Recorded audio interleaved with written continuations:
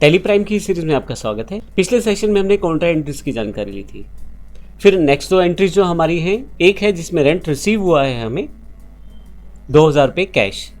तो जो rent receive हुआ है वो हमारा इनडायरेक्ट इनकम है, और इसी तरह से कमीशन रिसीव हुआ है 4000 रुपये, वो हमें बैंक में रिसीव हुआ है।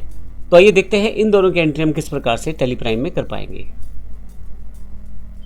जो रेंट मेरे पास रिसीव हुआ है वो 2000 रुपये है, लेकिन अगर मैं आपको यहाँ अपने गेटवे ऑफ टैली से मास्टर्स में अल्टर पे ले जाऊँ और लेजर्स पे यदि आप चेक करें, जहाँ से आप ये देख सकते हैं कि पहले से कौन से अकाउंट्स या कौन सी लेजर्स बनी हुई है वो यहाँ चेक कर सकते हैं। तो इसमें मेरे पास अभी रेंट जो अकाउंट है या रेंट लेजर है मैंने नहीं बनाया है।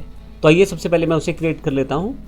तो जैसा पहले भी हमने देखा कि चाहे तो आप लेज़र यहाँ से यानी कि गेटवे ऑफ टैली के पास आके मास्टर से यहाँ से बना लो क्रिएट से आप, या दूसरा तरीका है जब आप वाउचर काटते हो वहाँ से भी आप लेज़र क्रिएट कर सकते हो। तो हम आने वाले दोनों एग्जांपल में दोनों चीज़ों को देख लेंगे।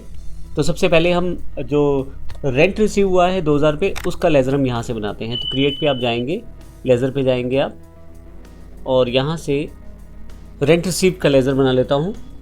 क्योंकि ये हमारी इनडायरेक्ट इनकम है तो इसको मैं इनडायरेक्ट इनकम्स ग्रुप के अंतर्गत शामिल कर लेता हूँ।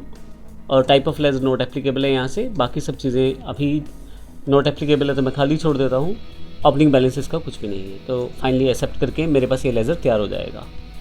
और अगर आप यहाँ गेटवे ऑफ टैली में आकर मास्टर्स में अल्टर पे जाके देखें तो लेज़र पे अगर आप देखेंगे तो यहाँ पे अब आपके पास यहाँ पे आपको रेंट रिसीव के नाम से एक लेज़र पहले से अवेलेबल मिलेगा।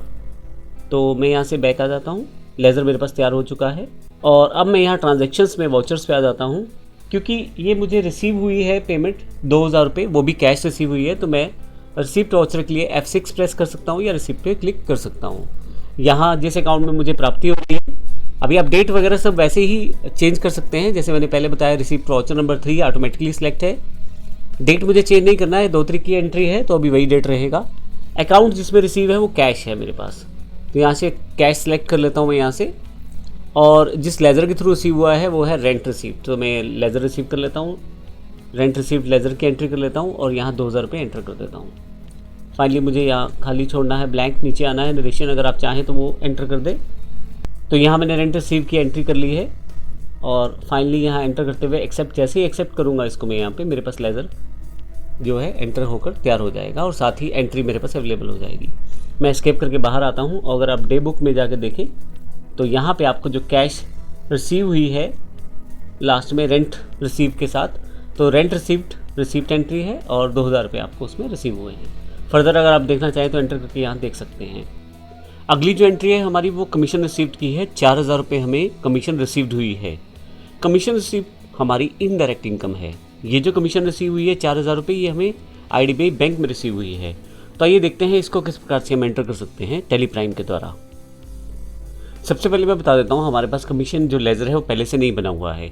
गेटवे ऑफ टैली से अगर हम मास्टर से अल्टर पे चले जाएं और यहाँ यदि क्लिक करें तो अकाउंटिंग मास्टर्स में लेज़र पे यदि आप क्लिक करके देखें तो आप देखेंगे इसमें हमारे पास अभी जो कमीशन लेज़र है, कमीशन रिसीव लेज़र नहीं बना हुआ है।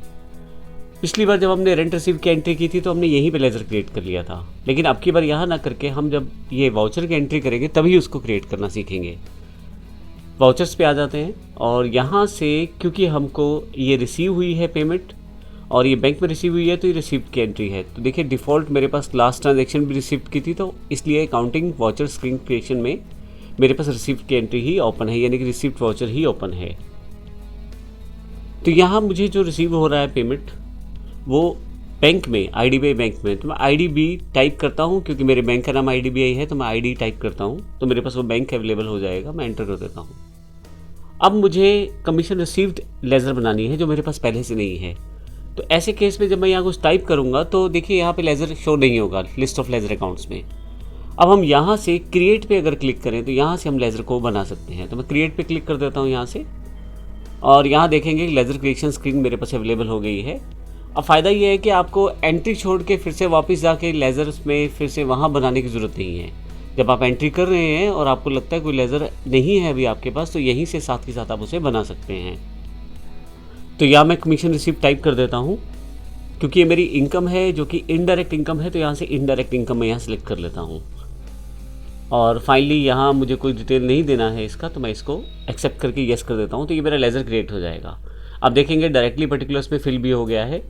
तो कमीशन जो मुझे रिसीव हुई है वो 4000 रुपये रिसीव हुई है, तो यहाँ 4000 में फिल कर देता हूँ, एंटर करता हूँ, तो आप देखेंगे IDBI बैंक जो है वो 24,000 रुपये हो गया है। फिर से एंटर, और फाइनली मुझे नरेशन वगैरह है तो वो देनी है, और अगर मेरे पास कुछ चेक डिटेल्स हैं तो वो इन्फॉर्मेशन मुझे देनी है। मैं अभी इसे स्किप कर देता हूँ और एक्सेप्ट कर लेता हूँ। तो इस तरह से मैंने जो कमीशन रिसीव हुई है उसकी एंट्री अपनी टैली प्राइम में कर दी है। मैं अगर यहाँ से एस्केप करके वापस आ जाऊँ और यहाँ से डे बुक में अगर आ जाऊँ, तो आप देखेंगे कि 2 अप्रैल की जो एंट्रीज़ हैं उसमें कमीशन रिसीव की एंट्री भी आ गई है, और इसमें अगर आप देखें तो 4000 रुपये कमीशन मुझे रिसीव हुई है। फर्दर अगर आप ज़्यादा इन्फॉर्मेशन देखना चाहते हैं तो अगर आप एंटर करें तो उसकी इन्फॉर्मेशन आपको यहाँ दिखाई दे जाएगी। तो इस तरह से हमने इस सेशन में देखा किस प्रकार से है अगर हमें कोई इनडायरेक्ट इनकम रिसीव होती है तो उसकी एंट्री किस प्रकार से हम टैली प्राइम में कर सकते हैं। धन्यवाद।